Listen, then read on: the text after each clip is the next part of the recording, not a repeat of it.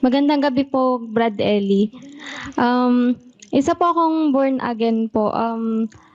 Bale po kasi sa pinagsisimbahan ko po dati, isa po sa naobserbahan ko po yung kapag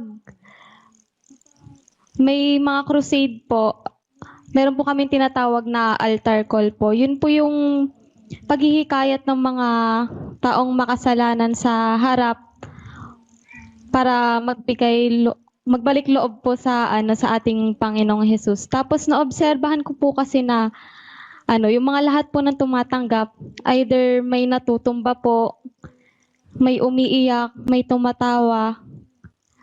Bali po ang tanong ko po, Brad Ellie, ganun po ba yung nararamdaman ng isang taong tumanggap sa ating Panginoon dahil sa presensya ng Panginoon? Yun po. Kasinungalingan yon, kapatid, hindi totoo yon. Ang tumatanggap sa Diyos, natutumba.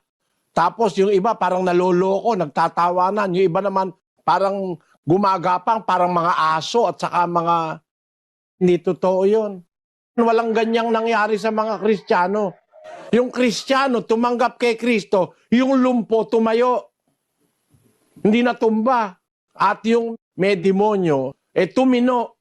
No? Tumino yung nasa Gadareno, na hubot-hubad, pupunta sa mga libingan, sinusugatan ng sarili, parang loko-loko. Nung tanggapin si Kristo, tumino, nakasulat nakadamit siyang matino. O, basahin natin yung party na lang na yun, haba kasi nung istorya nun Sa 5:15 ng Marcos, kapatid na Daniel.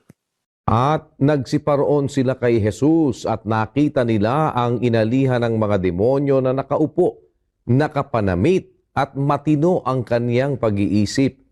Sa makatwid bagay, siyang nagkaroon ng isang pulutong at sila'y nangatakot. Kita mo, yung isang tao na mayroong pulutong ng demonyo, sinusugatan ng sarili, nakahubot-hubad, nagsisisigaw sa mga libingan, hindi tumatahan sa bahay nila, kung ano-ano mga weirdo ang pinagagagawa. Nung tanggapin si Jesus, nakita nila, nakaupo, nakapanamit at matino ang pag-iisip. Ito mga nagsasabing naroon daw sa kanila ang presence of the Lord. Ba't naging ikaw naman tao? Naku po, patawarin. Baka magalit na lang sa akin Pero kapatid, wala sa Biblia yon.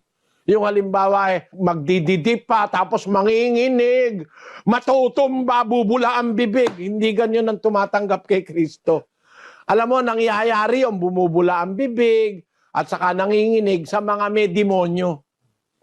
Hindi sa tumanggap kay Kristo. Wala lang tayong panahon kapatid na Jenaline Pero nanyayang kita rin, kapatid. Iyang lahat ng tanong mo, masasagot yan pag nakinig ka ng indoctrination sessions.